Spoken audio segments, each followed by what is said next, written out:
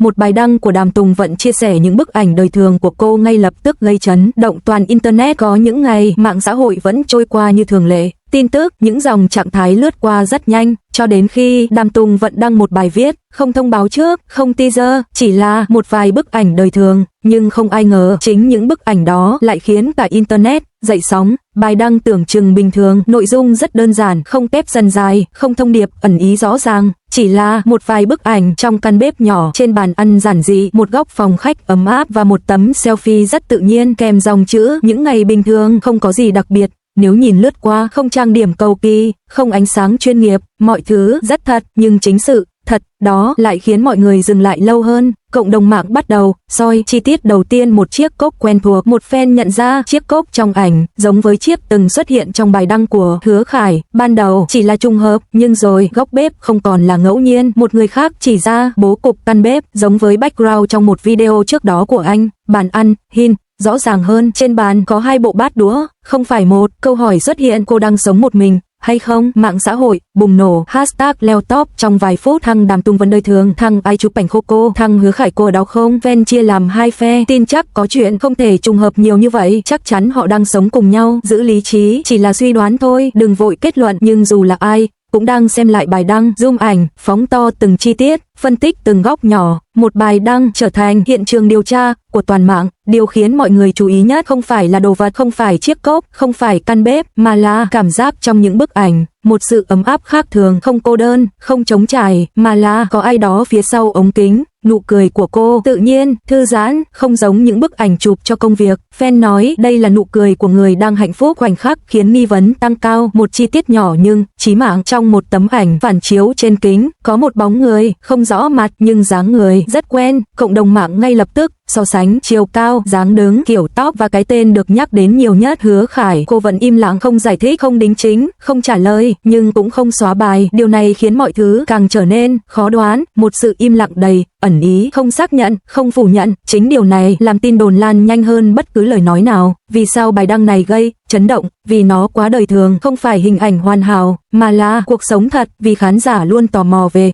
phía sau ánh đèn, họ muốn biết thần tượng sống thế nào, có ai bên cạnh không, có đang hạnh phúc không. Vì nó chạm vào cảm xúc, không cần xác nhận, chỉ cần khiến người ta tin rằng có một câu chuyện phía sau, một bài đăng hay một câu chuyện chưa kể. Có thể đó chỉ là những bức ảnh bình thường, có thể tất cả chỉ là suy đoán, nhưng với người xem nó không còn đơn giản như vậy, bởi vì trong những bức ảnh đó họ nhìn thấy sự ấm áp, sự bình yên và có thể là tình yêu. Đôi khi điều khiến cả thế giới xôn xao không phải là những gì được nói ra, mà là những gì được giấu đi trong những khoảnh khắc rất bình thường, không cần mặc quá cầu kỳ, vẫn khiến người khác không thể rời mắt. Và Đàm Tùng Vận chính là một trong số đó. Phong cách của cô không chạy theo xu hướng phức tạp, mà là sự trẻ trung đến từ chính con người cô. Đơn giản nhưng không hề nhàm chán. Cô thường chọn áo hoodie rộng, áo thun basic, quần jean, sneaker, những item rất quen thuộc, nhưng khi cô mặc lại tạo cảm giác vừa thoải mái, vừa đáng yêu. Màu sắc nhẹ nhàng, không quá rực rỡ, không quá tối. Cô ưu tiên trắng, be, xanh pastel, xám nhẹ, tạo cảm giác trẻ trung nhưng vẫn tinh tế. Tóc và trang điểm yếu tố quan trọng, tóc ngắn hoặc tóc buộc gọn, trang điểm nhẹ, trong trẻo. Điều này giúp cô trông trẻ hơn tuổi thật rất nhiều. Cách phối đồ thông minh, cô không mix quá nhiều lớp, thay vào đó tập trung vào sự hài hòa. Ví dụ hoodie cộng jean cộng sneaker, áo sơ mi rộng cộng quần short, váy đơn giản cộng giày thể thao. Công thức chung, ít nhưng hiệu quả, gần gũi và dễ áp dụng, không phải đồ xa xỉ, ai cũng có thể học theo. Đây là lý do fan cực kỳ thích, có thể mặc giống thần tượng, phù hợp với nhiều hoàn cảnh, đi chơi, đi làm, đi du lịch, không cần thay đổi quá nhiều, phản ánh đúng con người cô, không phô trương, không cố gây chú ý, chỉ là thoải mái và tự nhiên. Những khoảnh khắc đời thường khiến fan tan chảy. Ở sân bay, outfit đơn giản, không make up đậm, vẫn nổi bật giữa đám đông. Trong hậu trường, mặc đồ rộng thoải mái, tóc buộc nhẹ, cười rất tự nhiên trong những bức ảnh. Tình cờ, chính những lúc không chuẩn bị lại là lúc cô đẹp nhất, và cũng là lúc fan tin rằng đó là vẻ đẹp thật sự. Khi phong cách gắn liền với cảm xúc, điều đặc biệt nhất không nằm ở quần áo, mà là cảm giác mà cô mang lại. Khi nhìn Đàm Tùng Vận, người ta không chỉ thấy một diễn viên, mà còn thấy sự nhẹ nhàng, sự ấm áp và một chút đáng yêu rất riêng. Đó là lý do dù phong cách đơn giản vẫn khiến người ta nhớ mãi. Không cần nổi bật, vẫn tỏa sáng theo cách riêng. Phong cách của Đàm Tùng Vận không phải là để gây ấn tượng ngay lập tức, mà là càng nhìn càng thấy dễ chịu. Một chiếc áo hoodie, một đôi sneaker, một nụ cười tự nhiên, chỉ vậy thôi cũng đủ khiến người khác rung động. Cơn bão thật sự bắt đầu khi anh lên tiếng. Có những lúc mạng xã hội tưởng như đã nóng đến đỉnh điểm, nhưng rồi chỉ cần một động thái nhỏ, mọi thứ lại bùng nổ hơn gấp nhiều lần. Bài đăng bất ngờ lúc nửa đêm, không ai chuẩn bị, không có dấu hiệu báo trước. Giữa lúc tin đồn vẫn đang lan rộng, Hứa Khải đăng một bức ảnh, một bàn ăn, rất quen, ánh sáng ấm, cách bày trí, gần như giống hệt bức ảnh của Đàm Tùng Vận trước đó. Caption chỉ vỏn vẹn vài chữ, ăn rồi, chỉ 2 từ, nhưng cả mạng, đứng hình, chi tiết khiến mọi người bật dậy giữa đêm. Ở góc bàn, một đôi đũa, không phải một, hai, và đặc biệt hơn, một bàn tay thoáng xuất hiện trong khung hình, không rõ mặt nhưng fan nhận ra đó chính là tay của Đàm Tùng Vận. Mạng xã hội nổ tung. Thực sự hashtag leo top trong vài phút. Thằng Hứa Khải đáp like thằng cặp đôi thật tồi, thằng không còn phi nhớ fan ship xác nhận rồi đúng không? Đây là công khai kiểu ngầm, người chung là không thể trùng hợp nữa, hai người này chắc chắn có gì đó. Một điều rõ ràng, không ai còn coi đây là trùng hợp nữa. Ngay khi mạng xã hội còn đang cháy, một nguồn tin khác xuất hiện.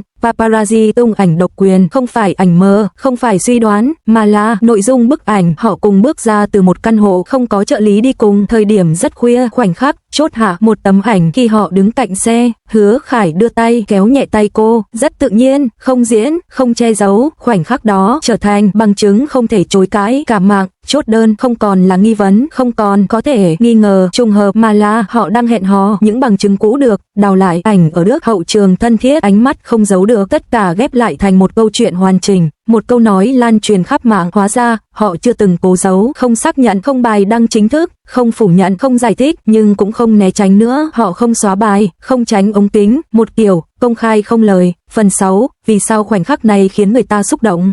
Vì nó không hoàn hảo, không kế hoạch, không PR rõ ràng, nhưng rất thật. Vì họ không cần nói, không cần chúng tôi đang hẹn hò, chỉ cần một bữa ăn chung, một bàn tay nắm lấy, một sự xuất hiện cùng nhau là đủ. Vì người xem đã chờ quá lâu, những hint trước đó cuối cùng cũng có lời giải kết. Một tình yêu được xác nhận theo cách không ai ngờ, không phải họp báo, không phải thông báo chính thức, mà là một bức ảnh đời thường, một bài đăng đơn giản và một khoảnh khắc không che giấu. Hứa Khải và Đàm Tùng Vận đã xác nhận mối quan hệ của mình theo cách nhẹ nhàng nhất. Có những tình yêu không cần nói, chúng tôi đang yêu, chỉ cần đứng cạnh nhau, cả thế giới cũng hiểu.